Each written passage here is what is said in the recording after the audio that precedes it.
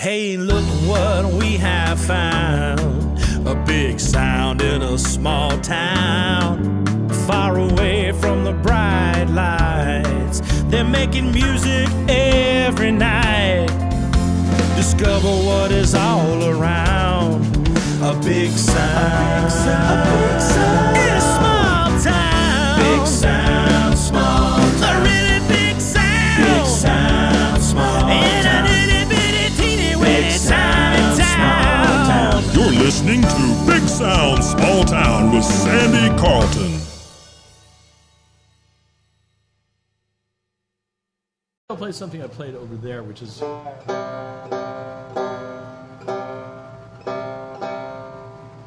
got a hold of these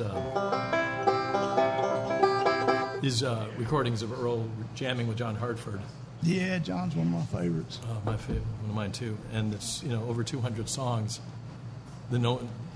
Recordings no one's heard before. Sure. And he does some really obscure tunes that we've never heard him play before. Yeah, I learned some of the stuff off his fiddle stuff. He's some of those I got the book and learned some of the obscure stuff.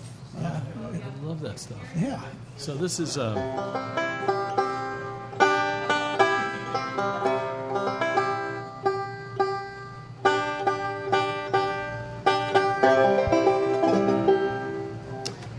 Are we recording? Yes, we can go. Talk here? Yep. Do you want to introduce it or something? Yeah, no, you go ahead. You can go ahead. You can introduce it, talk about it, whatever you want to do. So this is a tune that comes from recordings of John Hartford and Earl Scruggs jamming from maybe somewhere from the 80s into the 90s. There are over 200 songs. Tunes that we've never heard Earl play before, and versions of tunes that we know by him, but have never heard these versions, some really crazy versions of Cripple Creek and other tunes like that.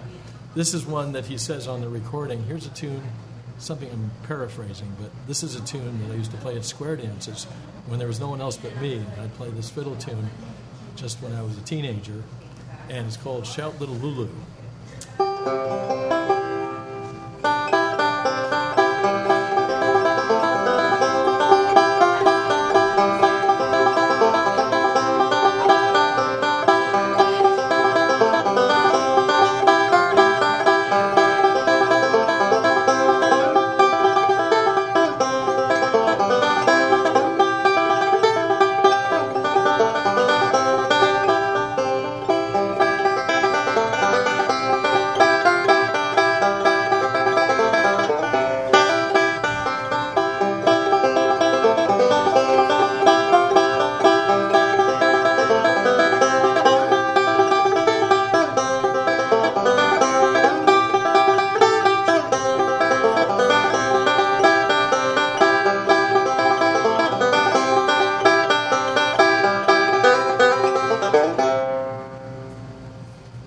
You could definitely dance to that. You could dance to that. And be a solo banjoist and be able to dance with that. Yeah, it just captures my imagination, the idea of a young Earl Scruggs sitting at a square dance in a chair somewhere off to the side, playing that by himself. I could see that. I mean, that's an easy visual for me. Yeah.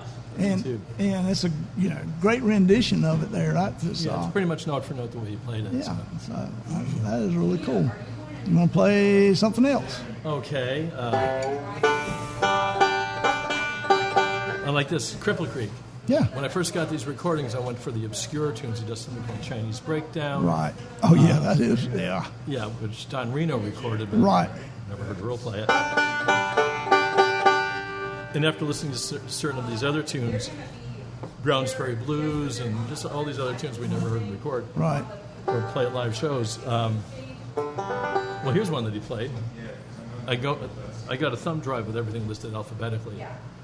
And I'm going down and, what? They recorded that? Huh. And I'll play it for you and then see if you can figure out what this is.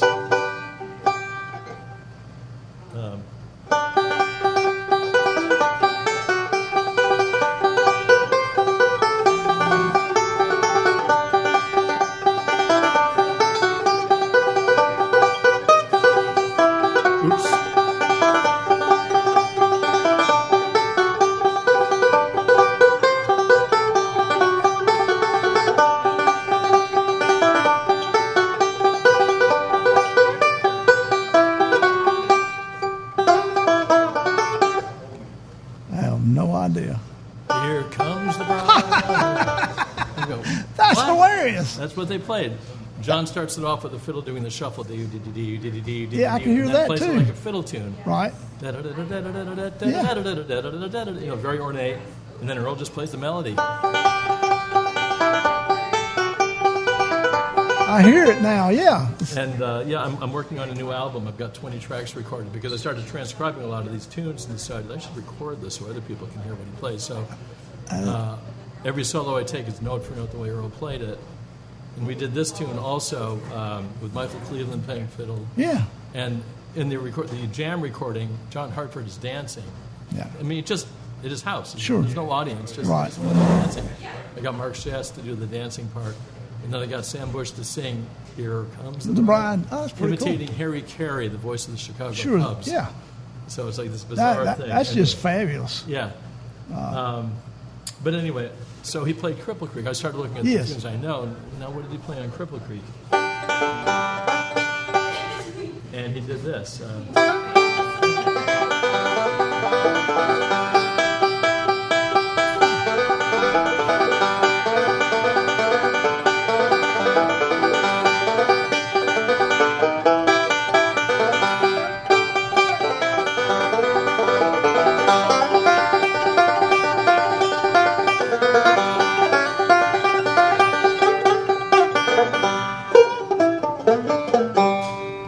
That is totally different. Yeah. I love that. What's that? Yeah, really. It's crazy. That is crazy. Not to mention,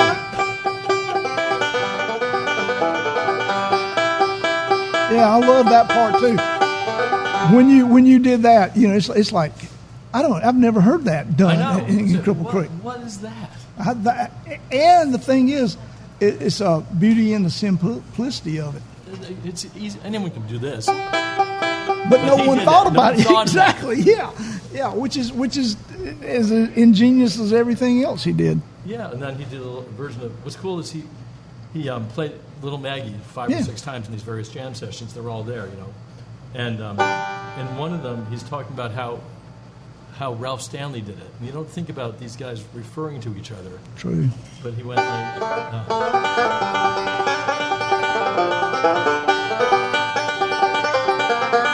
So that's a Ralph Stanley thing Yeah. right there. It is. It was kind of cool to hear him say that. Then he did this at one point. He hit that note. Right. Just that one note. It was like blew me out of the Sure. water. What?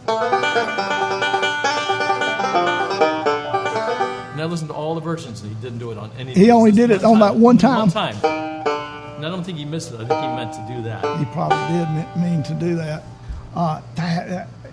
Yeah, It's so deep. It's so deep. It is. And John Hartford could not have been a better person to do that because his stuff is the same way. Yeah. You know, any fiddle song I ever learned, John Hartford never played it anywhere near like it. Yeah. You know, it was just amazing. Yeah. And Earl obviously is doing wildly different versions of these tunes Yeah. in some cases. Should I play you one more? Yes. Here's- If for nothing else, for me, I mean, my listeners will love it too, but this is fabulous. So somewhere in the 80s, I was in this band called Skyline, and we were playing at the Birchmere. Maybe we must have been opening up for John Hartford. I can only imagine. I was talking to John afterwards, and he said that he was at one of these jam sessions with Earl, and Earl played Casey Jones. Yeah. And I'd never heard Earl play Casey Jones, and I said, "How did he play it?" And John played it for me as best he could remember in drop C tuning, something like.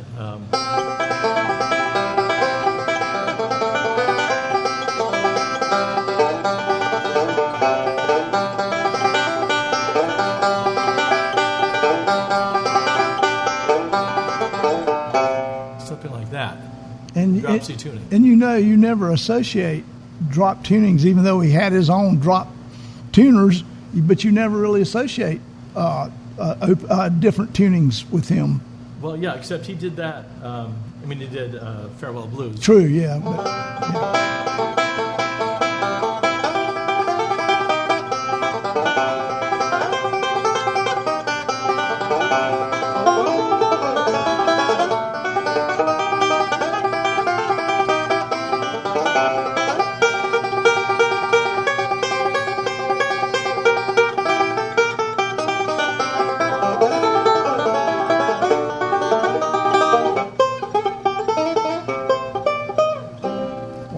business. That's in the original 1950 Mercury recording. He's in C. Right. He's hitting a C sharp note. Even at the tender age of whatever he was at that point, 25, 26, he was doing crazy stuff. Now, speaking of tuning, should I just ramble on as I'm perambulating here? Yes. So I was backstage at an Earl show in Missouri 10 years ago, whatever, maybe longer. I can't remember exactly the year he passed, but 3 or 4 years before he passed. And his stage manager was backstage and said, "Would you like to play the banjo?" And I went, "Yeah." So I go backstage and Earl hands me his banjo. And I start playing it. I'm going to drop C tuning, but ground speed. Right. And Steve Martin was on the show, and so I handed it to Steve. And Steve plays a lot in double C tuning.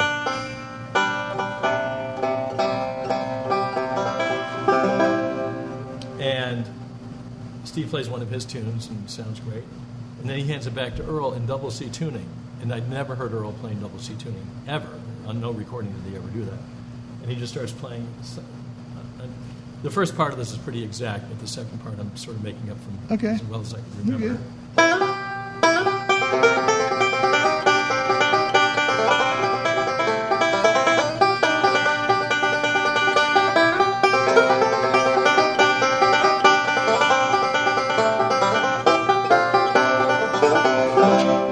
Browns Ferry Blues. Yeah. He did that for sure. Yeah.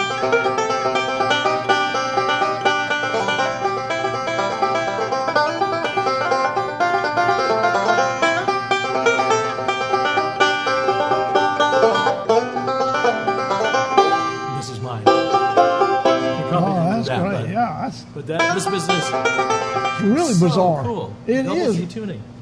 You reckon he'd ever practiced that before, or did he make it up on the spot? He just played it just perfectly. He probably had played it before. Probably had, and I could see where those notes drawn on pretty well for that fiddle tune. For that tune, yeah. Yeah, but that is amazing. And then I was talking to Gary Scruggs about it, and I said, "Man, he just played double C tuning." He said he would also play out of modal tuning. Earl? Get back to G for context. So the second string.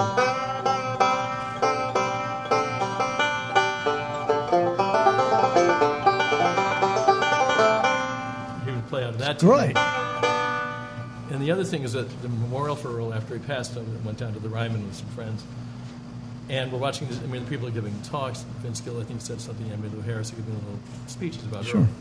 And in between, they had film clips from the Martha White shows. And Earl's playing, forgetting the fiddle tune. Fiddle tune with Paul Warren, banjo fiddle duet. And right in the middle of it, Earl starts playing clawhammer. What? I know. I turned to my friend. What? He's playing clawhammer. We just, right? Yeah. When the pick's on, right in the middle of it, and then goes back to picking. And I talked to Gary about that, and I said, "He's playing clawhammer." I said, "I know, he would play clawhammer around the house once in a while." Right. And he would also play two-finger style, just like he used to before. Right, before he implemented implemented, exactly. Finger got in there. He just would sit around and play two-finger style. So he was so deep. That's very deep. deep. And then plus all these recordings, these jams with John Hartford, and plus, well, you know about these, the Mickey Mouse notebook. Yeah. From we can talk about this though. Yeah. Yeah, that Mary Beth found. Yeah. Yeah. All this ephemera that came after Gary passed in the last. Right. No one left in the immediate family. It all went to the Earl Scruggs Center. Sure. Mary Beth called me in January and said, I was looking through everything, and I found this Mickey Mouse notebook. Opened it up, and there in his own handwriting is Earl telling life stories. Yeah, I've actually seen that because I'm associated there, and it's pretty cool, really. Like 60 pages or something. Yeah. I've been sending photos of some of them. And he's talking about his childhood and how he was always a home-loving guy. He never wanted to travel particularly. Maybe I'd move to Asheville and have a little house with a stream running through it, and when he was a kid. plowing the fields, and he'd be doing finger patterns on the Yeah, that's. I mean, all this amazing I've heard stuff. those stories. How there's of course there's thousands of them where we live. I mean, everybody has a story of him being somewhere and using whatever he had there to work on his roles, work on whatever. Yeah. And it weren't always musical instruments. Yeah. So I mean, that tells you it was going in his mind. Yeah. And he was coordinating it with his. I'm sure he could visualize the fretboard. He was thinking about it while he was doing other stuff. That's what he was doing, really. Yeah. Which And he had a spiritual side too. You're familiar with Obi-Wan Kenobi from Star Wars? Yes. I had a Obi-Wan Kenobi moment with Earl. This was in the early 2000s or something. He was playing in New York City at the B.B. King Theater with Gary and the rest of the band. And after the show, I went backstage, and Gary said, "Did you hang out with Dad? I have to go get paid," and the rest of the band are going back to the hotel. So I'm hanging with Earl, and we're just talking, and this woman comes in who works there, half drunk, and says, "I'm here to get paid, and they're not paying me," and she's complaining up and down for like 4 or 5 minutes. And I finally I was just about to stand up because I didn't want Earl to have to suffer through this woman ranting about her job. And as I'm about to stand up, Earl just looks up at her and says, "Very nice to meet you." And she looked back and said, "Very nice to meet you," and she walked out. That's great. I mean, that These is are how not the the droids you're looking for. It was one of those moments. Yeah, and that's how to diffuse the situation like that too. People just are taken with almost the kindness of the gesture. Yeah. Here you're all upset, and then you just said that and diffused the whole thing. So. that is an Obi-Wan Kenobi moment, without a doubt. I'll play one more thing. Sure. I played to Casey Jones. Yes. With the drop C tuning. Yes. But on these recordings, he's playing out of G tuning. Up here. Sorry.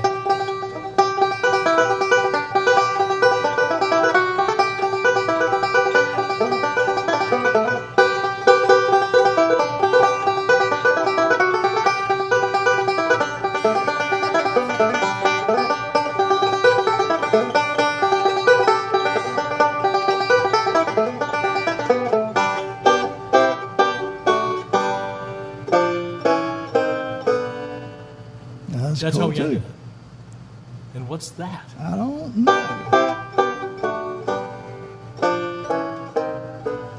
Wow. You just played it. I'm really impressed with your knowledge of Earl's playing, because yours has been quite different. You're stumbling for words like, it's crazy, weird New York music. I'm teasing. It's kind of true. I'll never forget. I went to audition for a band, and there was a guy, and he was playing chromatic style, which you're pretty famous for. I mean, you probably set that standard for every chromatic style banjo player.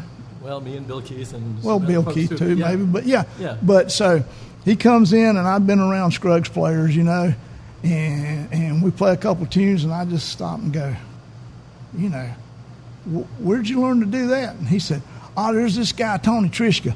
He said, nobody knows who he is, and this would have been 50 years ago, because I'm an old guy, and he said, I've seen him play around, and I really would like to emulate his style, and he said, I dig for all the information about that, and I saw him not too long ago, and I knew you were going to be here, and he said, well, if you see him, ask him, did he go to Japan one time with Richard Green and Peter Owen? Yep.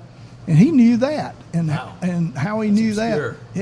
Yeah. How was that, actually? Was that fun? It was really fun, yeah. I'd never been to Japan before, and, you flew to, I think we flew to L.A. Two people to go with, too. Yeah, and it was me and Roger Mason.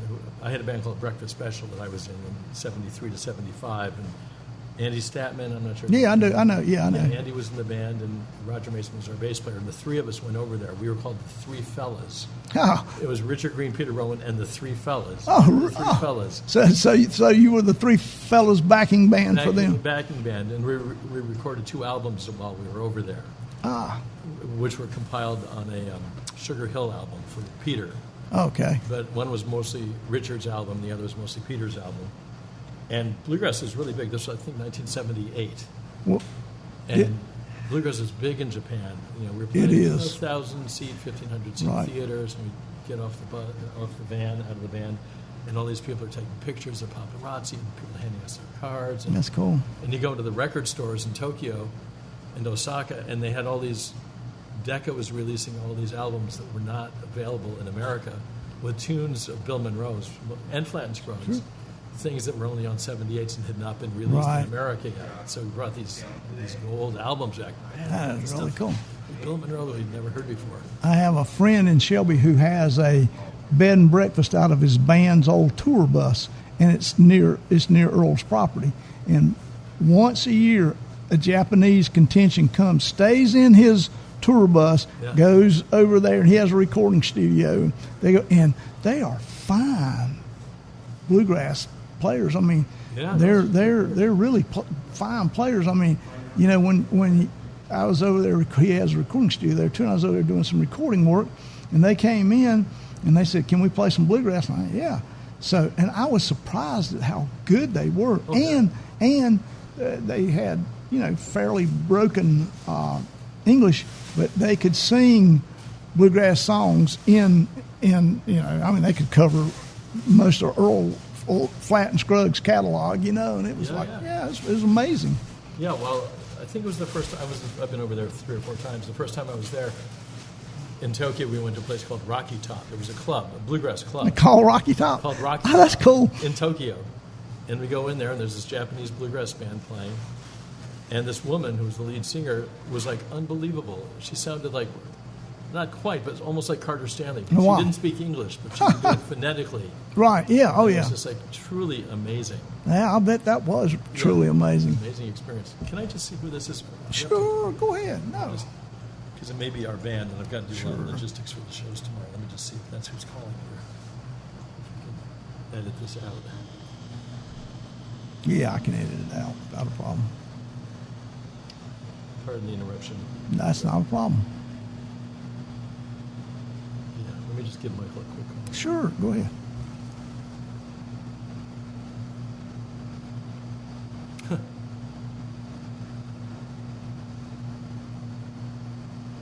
Yeah, Michael Cleveland's playing with us. Not too shabby.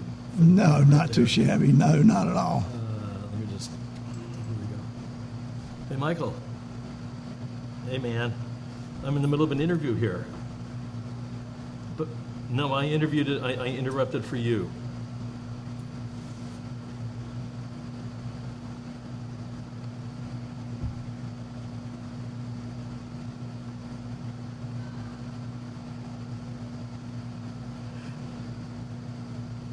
I think it's probably going to be a little later. I think they're getting in around 6:30, and they probably want to grab a bite. I think it'll be closer to 8 before we actually get to do this.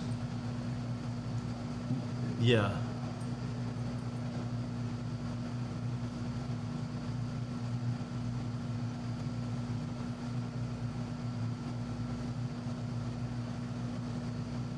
Yeah, let's shoot for 8, and I'll call you if it changes, because we got a lot to rehearse, and so yeah, let's shoot for 8, and I'll keep you posted as we get closer to it. Thanks, Michael. Talk to you soon. Yeah. Bye-bye. Yeah, that's a fabulous player. It's unbelievable. It is. Also, you've been out touring here of late with different lineup pattern than what you would normally associate with you, right? I mean, have you been with Brittany Haas some? Brittany Haas I've been playing with for many years at different times. I mean, what happens is all these people go from the Berklee College of Music. Yes, then they they do. move to Brooklyn, New York, and then they move to Nashville, and we've lost them. True.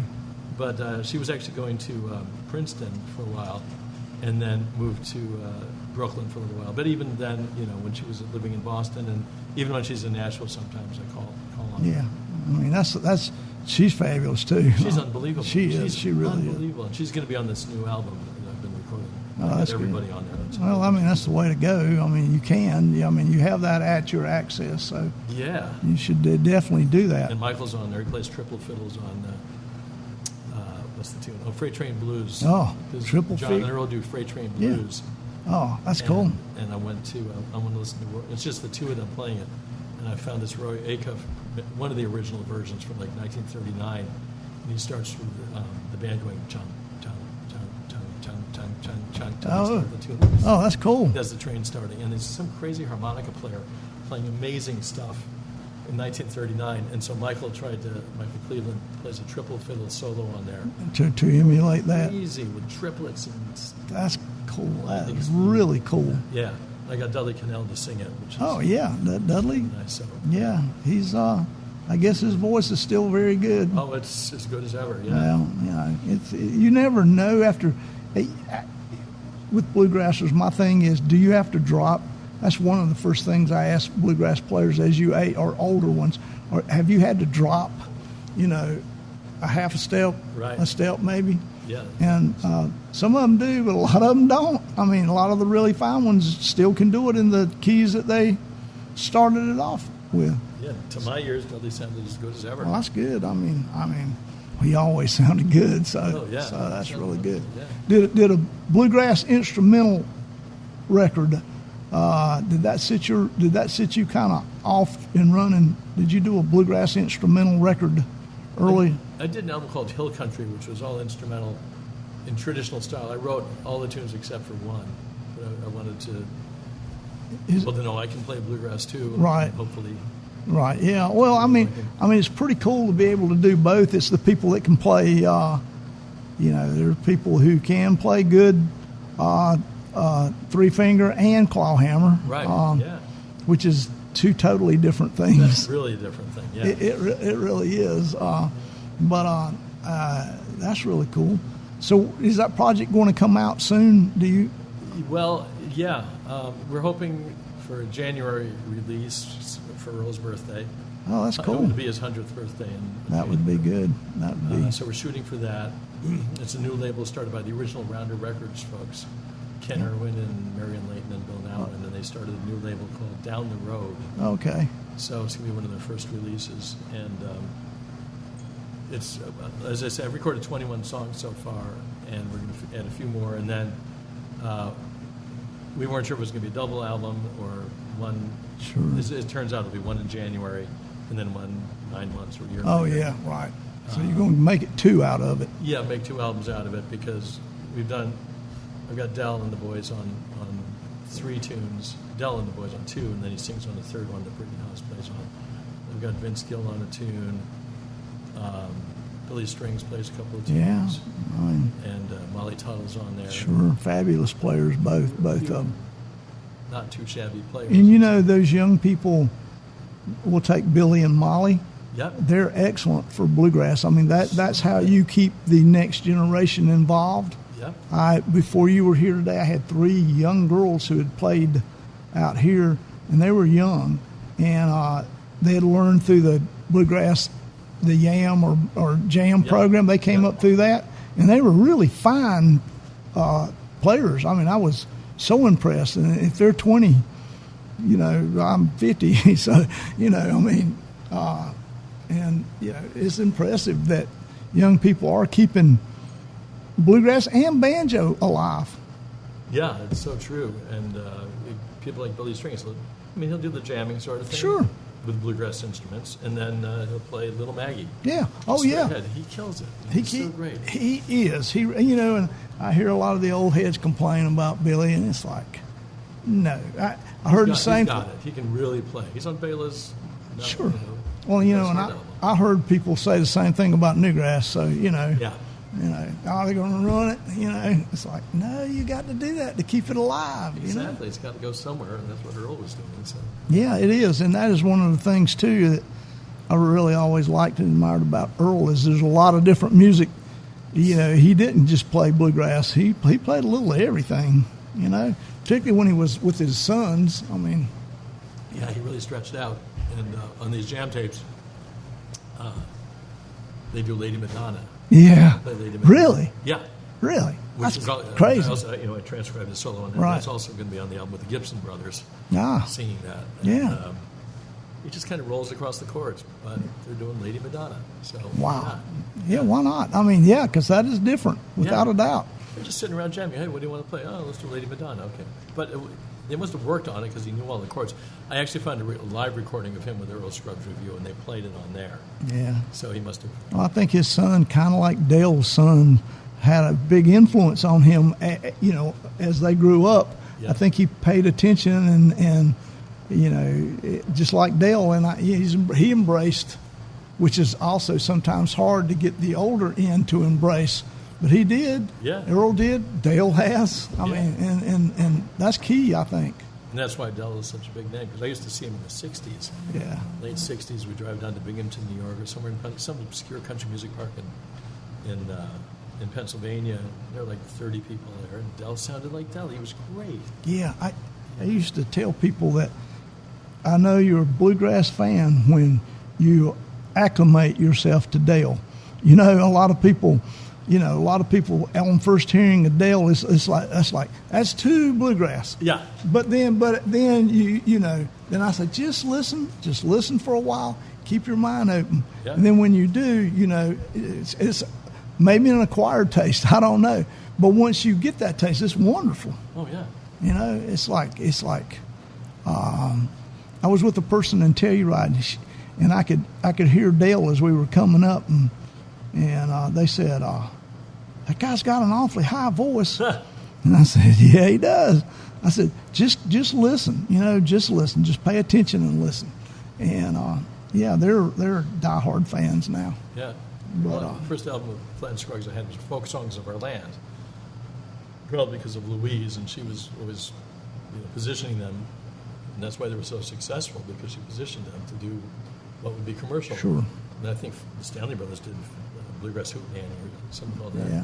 But anyway, Fleck and Scruggs, I got into Fleck and Scruggs, and Lester's voice is a little more acceptable. Yes. And then, from there I could do Bill Monroe. Okay, I got this. And then it took a while to get to the Stanley Brothers. But Did you grow up playing Scruggs style? Because yours is so different. I mean, did something else influence you? No, I had my teacher, his name was Hal Glatzer, and I was at a hootenanny at Syracuse University. I grew up in Syracuse, New York. And I had a previous teacher. My parents, I wanted to play the banjo. My parents found someone who was a teacher. He was more of a folk singer, playing guitar, but he played a little clawhammer, and I just didn't get it. And my hand was like a claw. And it's not what I wanted to play anyway. Right. And then I went to this hootenanny, and there was this duo there, and the guy's playing bluegrass banjo. That's it. And anyway, I started taking lessons from him. His name is Hal Glatzer. He's still a friend and still lives in New York City these days. And the first thing he showed me was Eric Weisberg's version of Eric Weisberg being the guy, the actual banjo player, dueling banjos. Sure, yeah, I do, yes. Yeah, and his version was something like.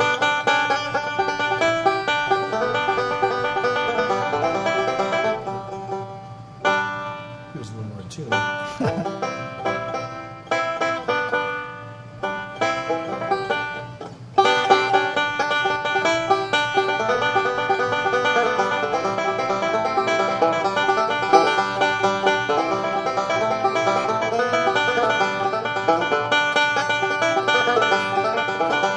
So there are all those licks. Yeah, true.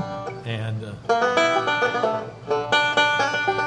all that stuff was just in the very first lesson. But then you took it almost, I don't know, did you listen to jazz or something growing up? No, not particularly, but, this was 63, 64, but then, I was a child of the 60s. True, the yeah. Beatles and, Yeah.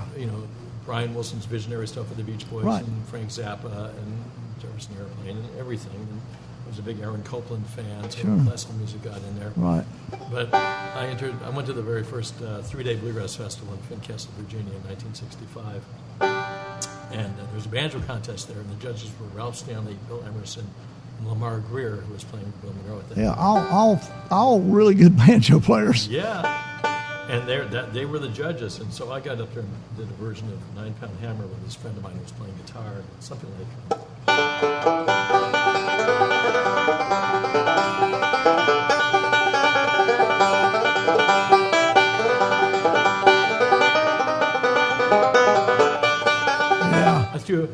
I love that. I mean, that's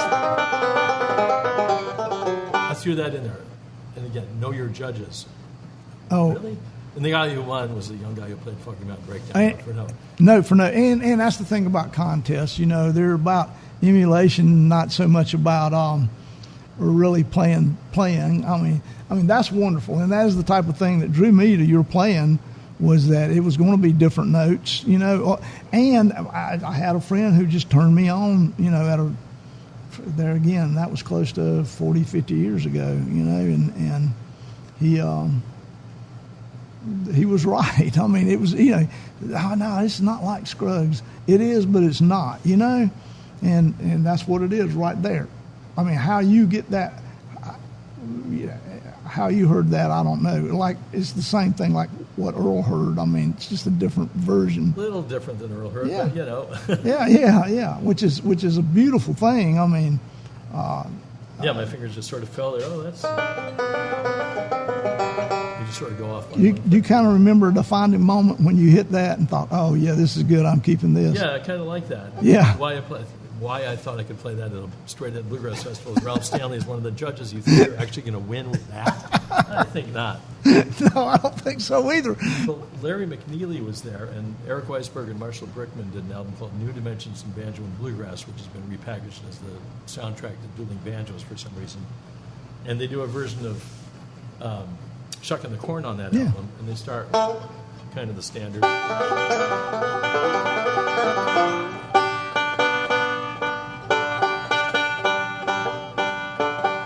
And Marshall Brickman does something like he goes,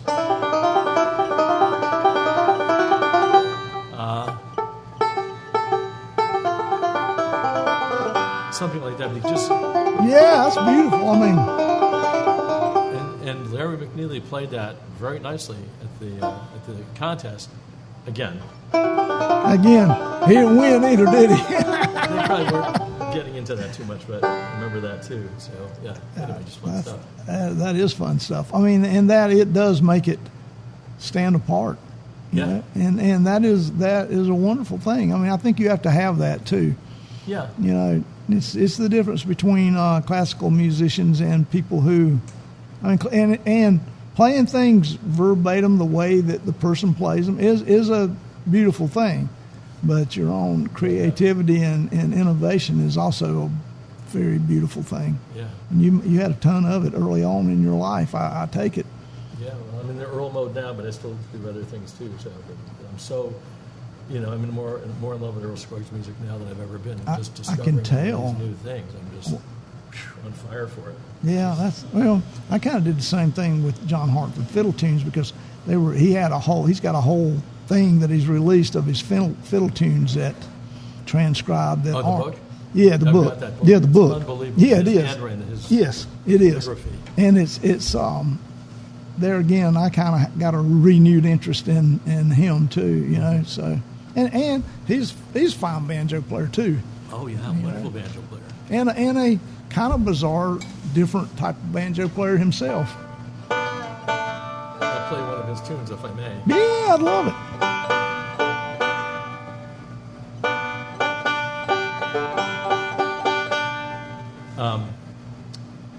There was a band in New Jersey, I can't remember their name now, but I sat in with them once or twice. They were like a jam band. They had a really good drummer, and, you know, they played around locally, and I played with them a few times, and then they said, you know, we're doing this festival out in Boise, Idaho, would you like to come out? And I was thinking about it, and they said, Vassar Clements is going to be playing fiddle with us. Yeah, I'm there. in. Yeah, I'm in. Say no I'm more. in. Yeah, exactly. So I was going to meet them out there. So I fly to Salt Lake City to switch planes to get to Boise, and I hear banjo and mandolin coming from the gate where I'm going to be leaving from. What? Because I thought I was going to like a rock festival or something. Right. And I hear someone say, Tony Trischa. I look over and there's John Hartford. Oh, And it was his band, and they were going to be there, and it was more of a bluegrass festival. So Right. And so we're at the gate, the Delta Gate, and John takes out his fiddle and starts playing fiddle tunes. I grab my banjo, and we play fiddle tunes at the gate for with him and his band for 20 minutes. oh, that's great. And then, and everyone's kind of watching, and then a Delta representative comes over, and we thought she was going to put the kibosh on the whole thing. She says, if you'll keep playing, we'll upgrade you to first class. We're going to keep playing anyway, so we upgrade first class. Oh, that's great. And at the festival, John was, he was actually in a wheelchair. He was, not well at this point, but he was still traveling and still doing it. And he was standing up there playing, and he played mostly fiddle tunes, but he played one banjo tune, which I'd never heard him do before, called Foggy Mountain Landscape, I want to call it. I think it's that. And you can find it on YouTube.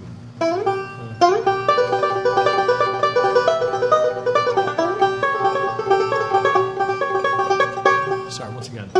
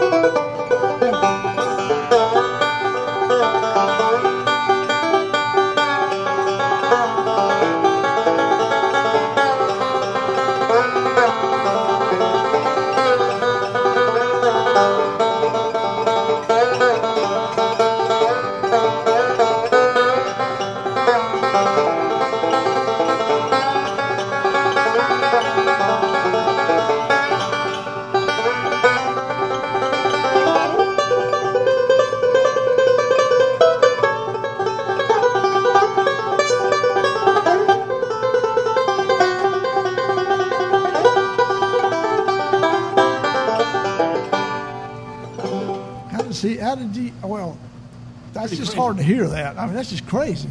Because he's got the Keith tuner here. Sure. But he's doing this by ear. I mean, you just did it by ear, too. Yeah.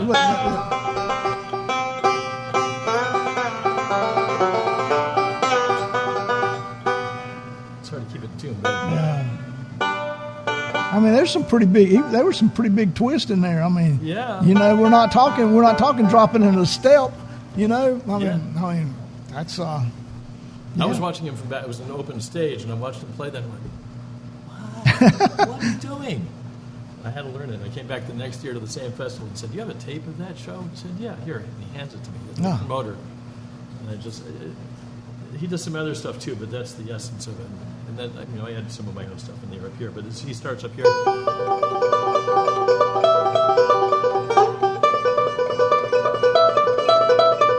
And this is a Snuffy Jenkins move.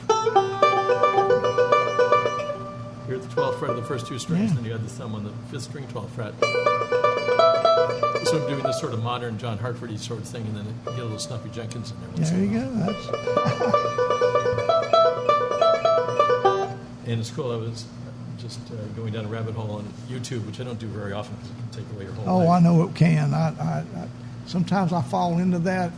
If I'm bored, and then I realize I've gone past being bored, that I got other stuff I need to do.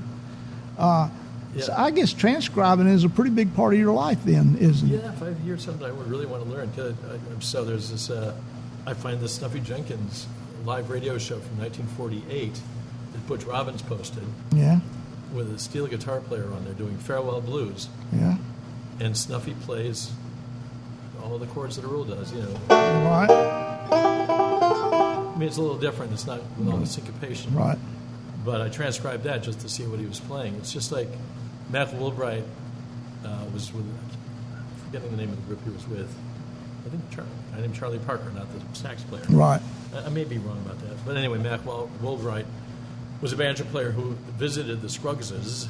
Mm-hmm. According to Earl, he would come to their house. And he plays on this recording. It's called The Man Who Wrote Home Sweet Home Never Was a Married Man. Oh, that's funny. Exactly, yeah. A great title. But, no, it's a funny title though. Matt Woolbright plays Home Sweet Home on that, and he does a lot of backward rolls. It's not note for note the way Earl did, but a lot of backward rolls. Not quite, but he goes. You know how Earl goes. Right. Matt Woolbright does that exact same thing. I think on the 5th string. He does that exact same thing. That's crazy. So you have to believe that Earl got that from Matt Woolbright. And then just speaking of Snuffy and just the fascination, like here's how Snuffy played Farewell Blues. Sure. Not that different from the way Earl played it, and Sure. influenced too, because they hung out together. But I interviewed Snuffy twice. The first time for this book I wrote called The Banjo Songbook. And since I was going down a Snuffy rabbit hole, I wanted to see what he said. And I hadn't looked at the book in years. What did he say in this interview? And what I found fascinating was, and I asked Earl about this, Yeah. about the Sally Gooden position, Yep. you know. Right.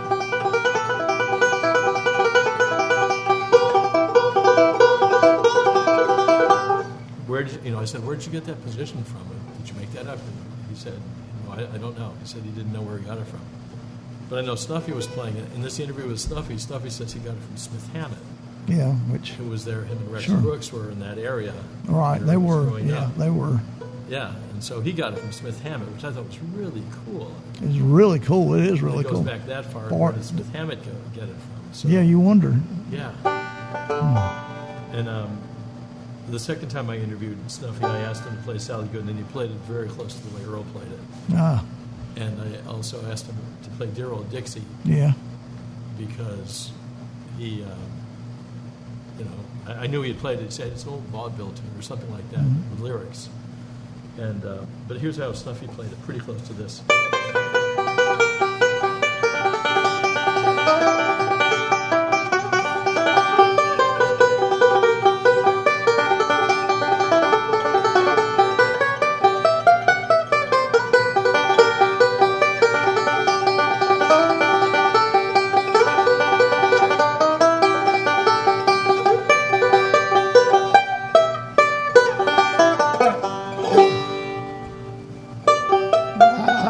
Yeah. So, Yeah. It's the small things. yeah, it's those little things, exactly. And love that ending too. That's yeah, It's a big old banjo world out there. it is, and that's funny too that people sometimes want to oversimplify a banjo, and it's probably one of the most complex instruments in the world. You know, Well, just having that fifth string up there, that Yeah, weird fifth string. it is weird. I mean, it's always been weird. You know, it's almost like the way they tune a ukulele with their strings weird Yeah, too. with high string up yeah, on high, top. high string Exactly, on yeah. top. And that's always, those are just contrary to what you've been used to playing if you started on a different instrument. Right. But if you never started on a different instrument, and of course I know that you play other instruments. Earl played, Earl's a fine guitar player. Or guitar player. Yeah. But yeah, it is kind of different. I'm a harmonica player, and I go way back, and kind of undo what people did, which is kind of fun for me too. It's kind of a similar type of thing. It's a 10-hole instrument that Yeah. is way more complex and complicated than what people ever want to believe it is. Look what Howard Levy's done with it. Yeah, To Howard's name one great. guy. Yeah, Howard is great. I've met and talked with Howard a couple of times, and he's just amazing. Yeah. He really is ridiculous. And playing with Bela, and I guess so. Is it true you taught Bela to play? I was his third teacher. His first teacher was a guy named Eric Darling, who was with the Weavers after Pete Seeger left. Okay. And then after that, a guy named Mark Horowitz, M-A-R-C, Mark Horowitz, who lived in Staten, still does live in Staten Island, New York. And he was getting him into fiddle tunes and Scruggs style, and then Bela somehow got a hold of my first album. He was like 16 at the time, something like that, and wanted to learn some of those weird tunes. Sure. I mean, I can see that. I mean, it kind of defines. You can see your stuff all in his stuff, At various times, I guess, he certainly took it to the moon, but, and so he wanted to learn some of my tunes. He asked Mark Horowitz, his second teacher, to learn some of these tunes and teach it to him. And it's like a pain in the butt to have to learn my stuff. Yeah, It's I'm not sure it exactly is. normal. And Mark, I don't know, for 2 or 3 lessons, maybe he worked this stuff out for the next week from Bela, and just forget it. Just take lessons from Tony. He lives in New York. Right. I was living up in the Bronx, a block from Yankee Stadium at the time, and this kid calls up, and I'm Bela Fleck. I'd like to take some banjo lessons, and didn't last too long because he would ask me to play some Little Maggie or some straight ahead tune and just jam out on it for 3 minutes, Then he would come back the next week playing it all note for note, transcribed it every. He must have spent hours working on this stuff. That's And I showed him some of the weird stuff I was doing, and then we just ended up jamming because it was you don't need lessons anymore. And then he moved to Boston and started playing with a group called Tasty Licks. Pat Enright was with the I know rest Pat. band. Yeah, I know He was Pat. in that band, the second incarnation of that band, and he said, "You better learn some Scruggs style," because I was. He can play Scruggs style. Oh, he sure can. I just was delinquent. I mean, Mark had shown him some. He could play some, but I would have. I was very early on in my teaching career. I would have done much more Scruggs style. Okay, yeah, I'll show you some of this stuff, but you got to get some of the Scruggs stuff in your fingers. But he wanted The progressive stuff. Sure, he did, and I can understand that too. I mean, it's what he does. There's a Cleveland County banjo player, Brian McMurray. Brian plays with the band Acoustic Syndicate. Okay. And they've toured all over. They are not touring now, but he has a lot of year playing in his style, and he is a different banjo player. He's probably the most underrated banjo player around, and he is just there's a lot of your style in his.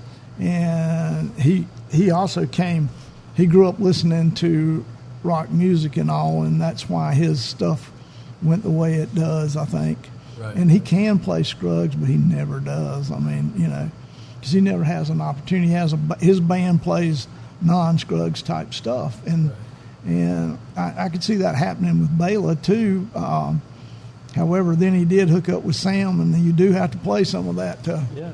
There's a venue here, and you might know Steve Metcalf. I know Steve Metcalf very well. Yeah.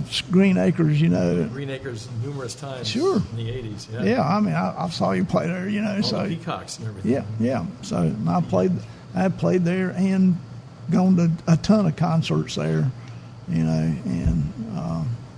It's just. He's a great guy. He is a great guy. It's great to see him today. I appreciate you doing this. I know you're a busy man, got a lot going on, but this was actually one of I've done, I don't know how many of these, a ton of them, and this was actually one of my very favorite ones. Well, thank you. Because you put a different side. I had Allison Brown here last year. She has a different take on banjo also. She's amazing. She's so great. And yours was wonderful. I mean, you just broke down a lot of really cool stuff here. I'll play you one more thing. I should mention Please. about Allison. We have this. I have this online banjo school. I guess this is a plug. Sure, with plug Artist anything Works, you want to. Online banjo school, and for this company, Artist Works. And then I was the first one. I've been doing it for like 12 years now. And then 5 or 6 years ago, they added Noam Pikelny Yeah. with the same company. So Sure. we had two of us. And then just in the last 4 or 5 months, they added Allison Brown. Yeah. So there's 3 of us that are all teaching banjo through Artist Works. So if anyone wants to. Oh, that's pretty cool. I mean, I haven't seen Allison's yet, but I know in all of our cases we start like, here's how you hold the banjo. Sure. It's that simple, just Yeah. absolutely basic, and it goes all the way to very progressive. That's really bonders. good. And I've got interviews with over 50 people on there. Oh, that's Earl cool. And Bela and Sonny Osborne and Yeah, Allison Brown sure. and BB anyway, just a whole bunches of folks. Well, Allison was really, really tickled because the thing I asked her actually about banjo. Nobody ever asked me about banjo. I asked her about her strings or picks. Right. She said, nobody ever asked me that in the interview. They just asked me about the record company. Right, exactly. It's like, well, He is a great banjo player, so let's not forget that. Yeah, and people, I do this out of the Scruggs Center, so there's people who understand and know banjo, and they like to know banjo stuff, strings, picks, which wouldn't fly in a lot of places and in a lot of interviews. But then I have a kind of an eclectic audience. Also, Right. Most of mine are musicians, so. Yeah, not everyone wants to hear about. Okay, I've got an 11 on the first and fifth. Oh yeah, string, 7 on the second. Most people don't, But I'm not crazy about that. I get into those conversations once in a while, but it's kind of about the music. So I got a hold of this recording of Flat Scruggs at the Ash Grove in L.A. from 1962, and Earl and cousin Jake Tulloch, bass, Yeah, sure. bass and banjo duets, and I'd heard them do Darlin' Pal of Mine, was one of the tunes they would do, and they would go out. Earl and then Jake would do some slap bass, et cetera, et cetera. And in this one this recording from the Ash Grove, they do a second tune that I'd never heard before, bass banjo duet, and it turns out it's called You Can't Stop Me From Dreaming. And when they released the full Carnegie Hall album, it turns out it's on there also. Oh, okay. But there's an ending that he does in one of these Martha White shows when he plays it that just blew me away. So the tune goes.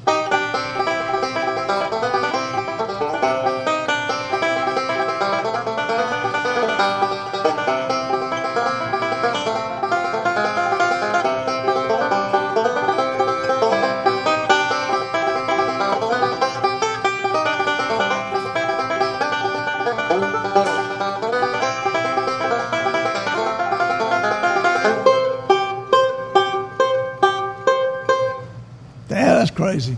That's how we ended it. That's crazy. What? What's that? That's crazy. I didn't know where you were going with that. I honestly thought that was going to be just a middle part. You know, I thought you were going to, that's crazy. That's That was his great. ending. Do you know why he did that? What's the bass do? Boom. Oh, yeah, okay, I got you. They were doing the bass. on the Yeah, banjo. I can see that, yeah. That's great. That is super. F to F minor.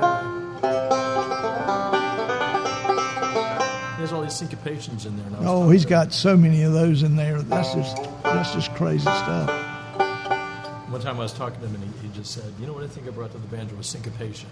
Yeah, I think he No one did. did anything like that before he did. You know, like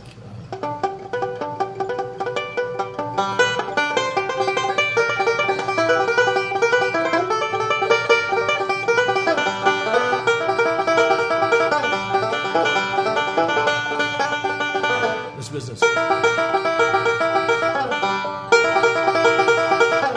Just crazy. Well, and you know, the syncopation is the hardest part of his style, really more than anything else. Oh, yeah. Which I think is lost on a lot of people that, you know, and when a lot of people think they're playing it close, they really don't have the syncopation quite right, too, you know. Yeah. It's very subtle stuff like shucking the corn.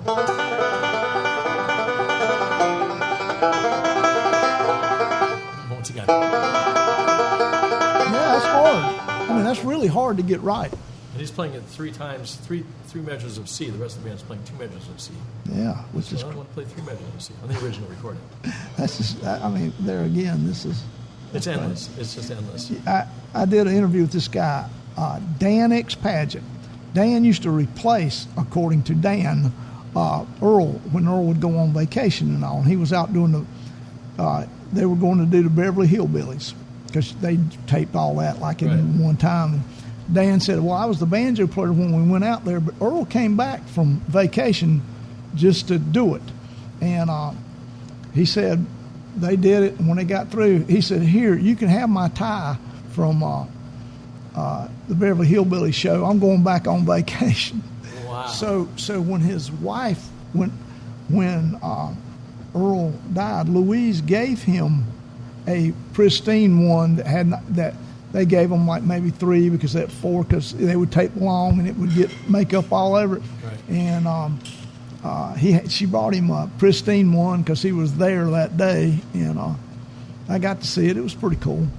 You know, me, I would have rather had one of the ones with the makeup on Me it. too. That's what I than a want, pristine one of the original one. ones, yeah. Sure, yeah.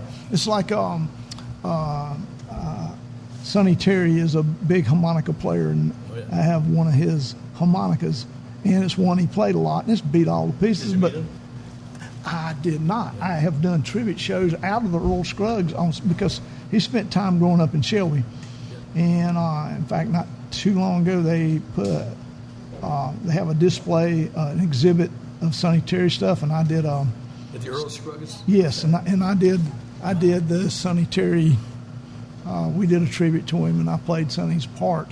But I'm pretty proud of my mashed up Sonny Terry harmonica.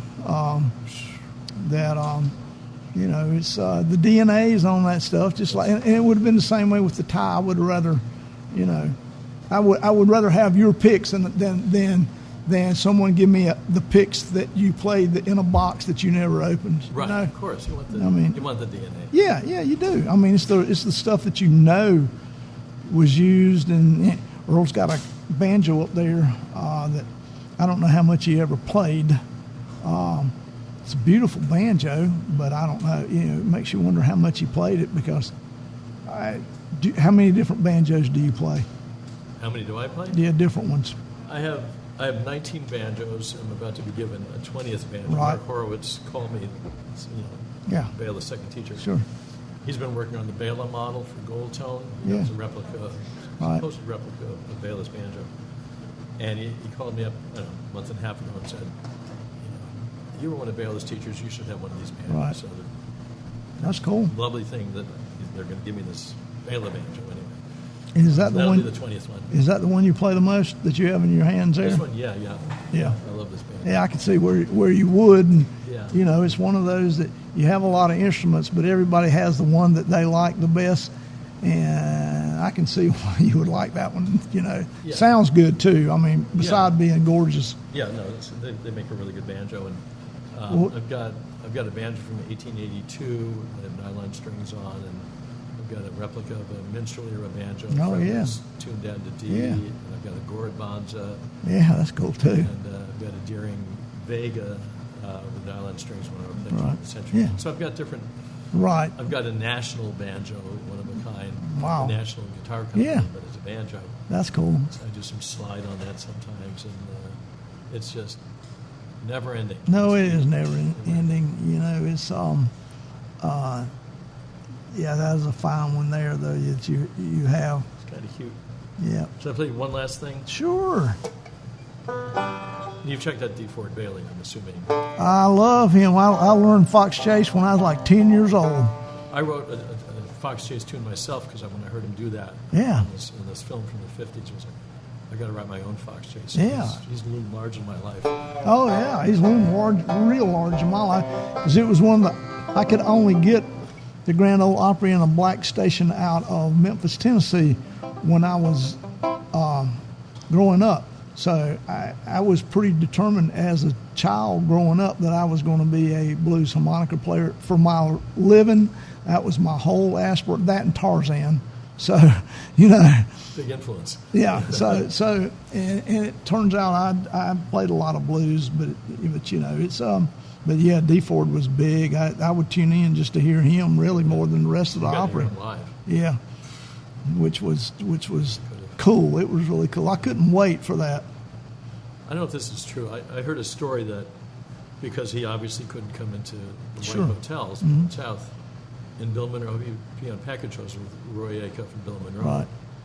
And the story I was told, apparently by a nephew or something like that of D. Ford Bailey, someone told it to me, that Bill Monroe, they had this big suitcase, and they'd go into one of these whites-only hotels, and D. Ford would get in the suitcase, Oh, and and they'd they carry ca- yeah, him up to, because he was a short guy, Yeah, he was a short guy. He was a small statured guy. and they would carry him up to whatever room. I'm not quite sure how they worked it out, but that's how they got him in these better hotels. That's funny. I learned he had a couple of really tricks, and you couldn't see them because they were on the radio. But I learned about him.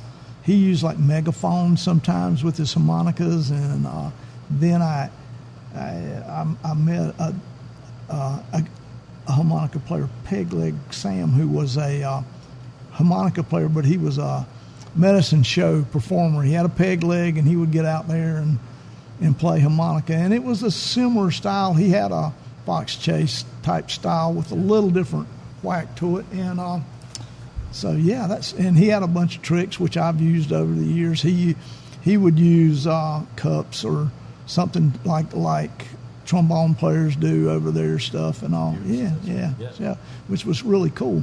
I think harmonicas like banjos, just deep. You go back to Yeah, history. it is, and it goes back a long ways, really. And Sure. And unfortunately, though, I think the best harmonicas are made in Germany. Owner. Horner. I mean, truthfully, I've played them all, and Horner's still the best. I mean, they make some really fine harmonicas these days, though. High end makes it easy for everybody to play. Don't have to be in reeds quite as much. So, but I'll play you a song by Gus Cannon, black banjo player. Are you familiar with him? no, You know the tune "Walk Right In" by the Rooftop? Yes, I do. He wrote Yes. that tune. He was a really. black banjo player, recorded in 1928. He was out in Memphis, Tennessee. it was the Cannon Jug Stompers, and then there was the Memphis Jug Band. There was sort of a hotbed of jug band music. And Gus Cannon was a banjo player, kind of had this almost ragtime style. I transcribed a couple of his things. And he played jug and banjo. And how did he play jug? I have no idea. He had a harmonica rack, like a Bob Dylan harmonica rack, Right. with a jug in it. And that's Yeah. how we would do that. Wow. But I'll play two of his tunes. I had a drop C tuning.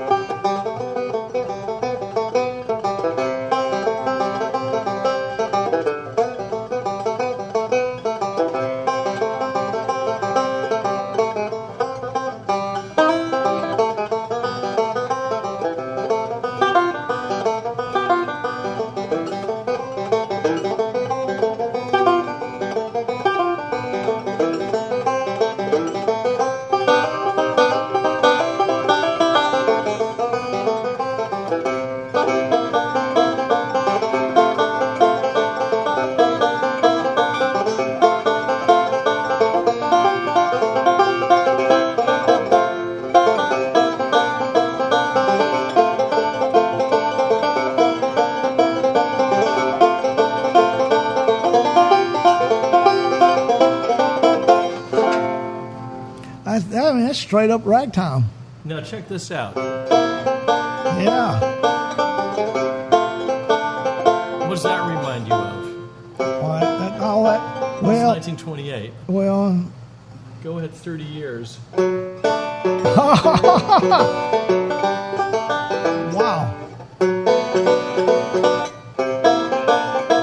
Yeah. Exactly the same. It is. And it's exactly the same right hand.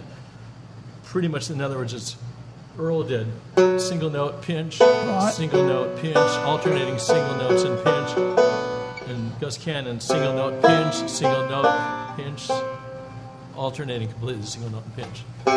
Same exact rhythm. Boom, bam, ba, bam, ba, bam, ba, bam. Boom, bam, ba, bam, ba, bam, ba, bam. You probably do not think that he's heard that. I mean, I doubt it. Yeah. And I never thought to ask him, but it's amazing. But it is amazing if had he not the similarity. I mean, how does that? It's not just the rhythm, but the right hand, the Right. single note pinch, single note pinch. That's single note pinch. that is just that is wow. There again, it makes you wonder how all stuff comes about like that too. It's all one big family. It is one big banjo family. Yes, it is. Yeah, I have music friends who are all about the, it's all in the vibration, and that everything in the world is connected through vibrations, which I used to kind of scoff at, but the older I get, the more I believe it. Oh, yeah. Well, we're all in this together. Yeah. I wish we could all remember that. But Yeah, I don't think we do much. We're all on this earth at the same time trying to get through. Well, one of the beautiful things is music is that connector. Really, most of the people I have met in the music business they're good people, and I've enjoyed being around them. Same here. I'm uncomfortable. I'll be truthful with you. I have a bit of social anxiety around non-musicians. I've spent my life around them, and they're you get used to them. They're creative. They're smart. They have a good sense of humor. So that is one of the things that if more people were like musicians, maybe it'd be a better world. Well, I won't argue with you. So I mean, Lots of good folks out there. there's lots of good folks, and when you go through, you've been in it as long as I have. You can make a short list of people that are nasty and bad, but it's a short list. It's a really short list. And that's something to be proud of. Yeah, and they've got, however they grew up or whatever happened in their life to make them that way, Sure. They're suffering too. So. And then sometimes you just catch them on a bad day too. I mean, that also. that happens with everybody. But for the most part, the relationships I've had through music have been the best I've ever had. Same here. So, Their best friends are musicians. Sure, I've got that- other friends too, of course, but yeah. Yeah, I do too. But music is Mostly the through music. and those that aren't musicians are big music lovers also. There is that, yeah. And that I mean, it's a big part, I know, of your life and my life, and it's wonderful too. How old are you now? 50. What am I saying?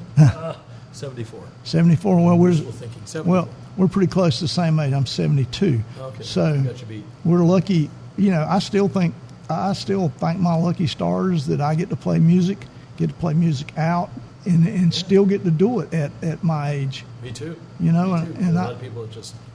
And I played with a lot of people who just left it. Fine musicians who left it for whatever reasons at earlier ages, and I'm just tickled to death that I still get to do it. I know. You're very lucky. I mean, and hopefully I saw, and it seemed ancient to me. I saw Stephen Capelli one time when he was 75, and I thought he was fabulous. Oh, yeah. And that was one of my whole thoughts, is if I could just be lucky enough to still be playing. I don't have to play as well as he did, but if I could still be playing at that age, I'd be tickled to death. Yeah, Earl was. I know. 80s, yeah. Well, I mean, sometimes you can play music when other facilities are leaving you, and that's a wonderful thing. I saw Earl again at B.B. King's, and for the encore he did Reuben. Out, and the rest of the band hadn't even come out yet. He was like so hot to play, he just came by himself, and they followed after him. He started playing, and they were picking up their instruments still.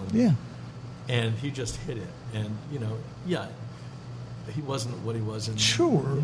But I'm not sure. But he just hit Reuben, and that sound was there, and he just killed it. He just killed Reuben. It was just unbelievable. I'm not sure we're all, after a certain point, what I kid myself and use a side stage name sometimes used to be. I used to be pretty good at this. What you have now is just a close facsimile, but that's good enough a lot of times. Yeah. Earl could still. Yeah, he could still. And on these tapes, he's playing really fast. Really fast. Well, now he could play really fast. I know. We're doing this Earl Scruggs review set tomorrow. Yeah. And I was working on the tunes last night. You just get them in my fingers. I mean, there's certain straight head things like Earl's Breakdown, right? Yeah. Sally Good. And I was checking out the tempo. He's playing these things faster than I can comfortably play now. Of course, they were playing a lot. In the 60s. He was younger. True, he was. Yeah, he was probably 70s. Yeah, so he would have been 50-ish, which is a good age. Maybe even a little bit more, 40s, 50s. Yeah. 40, 50. That's a prime, really, age for musicians. It's not like with athletes or something. That 40 to 50 age is the one where you've got the whole package and it's all working. And you've got everything you've learned. Yeah, he was killing it. And in these these tapes with John Hartford, he's playing stuff really fast, just sitting around. Who all's playing with you tomorrow? Well, Michael Cleveland is our fiddle player du jour. Yeah. Just ridiculously ridiculous. A guy named Michael Daves. Yeah. Oh, Michael's playing with you. Michael's with us. Yeah. He's singing and playing guitar. Listen, one of the things I've never seen Michael and Chris Thiele. Yeah. I would. I've always wanted to say I've never seen them together live. They haven't played in years, but they did a benefit a few months ago. There's a place in New York City called the Rockwood, which is they've got 3 stages in the place. It's in Lower Manhattan, and they really got hurt by COVID, and they may be closing their doors. But it's a really good place for musicians to play, and we play there, just for local gigs once in a while. Michael has had a residency there for years, and so he and Chris got together to do a benefit for it. They did 2. I think they only did 1 show, but they raised some money. It's Chris Thiele. Yeah, really. Yeah. So they did, and that's one of the only shows they've done recently that I know of. Well, not bad. Yeah, that's good. Bad combination. That is good. So far, who else? I mean, you loaded up. Well, that's it. And then a guy named Jared Engel on bass. Oh yeah, I know. Yeah, really slim. Yeah, I know who he is. Yeah, he's really good. So it's a 4-piece. Yeah. Yeah, that's going to be good. Yeah, no interview tomorrow during that time. I'm coming to watch that. Oh yeah. Yeah. We're rehearsing tonight. Plus, we're doing this Earl Scruggs review show at 3:30. Right. And we have all these special guests sitting in from various bands. Right. And so it's going to be tomorrow's going to be kind of crazy. We're doing our set, and then we go immediately into rehearsing with everyone else. people we've never met before. We Right. have 10 minutes per person or per grouping of people to go through all 10 songs and figure it out, and then walk on stage at 3:30 and Yeah, show, but but everybody's it a all pro. works out. Yeah, I mean, It all everybody's works a out. pro, and it's music, and Yeah. non-musicians are always baffled how. Have y'all never played before? No, we've never played together before, but we've all played this music, you know. Yeah. So Well, I'm baffled myself, but it's going to work out. it is always kind of does. magic. Yeah, it is kind of magic. Yeah. If you think you could talk Michael into coming over here and doing a podcast, It would have to be later tomorrow because That's fine. As I'll soon as do he gets here, we're going to be rehearsing our That's brains out fine. all day tomorrow. But Yeah. after that show, I'm sure I'd love I to. won't speak for him, but Right. I imagine he'd love to I'll talk. try. to you. I'll try to get. They use the girls over there, but if I can go around them, usually I do, just because I'm a better one-on-one person, you know. Yeah, And so that would be great. This has been great. Thank you for coming and Thank doing you, this. Sandy. Pardon my It's- picks. No, I know that's fine. Great talking to you Great also. talking to you too.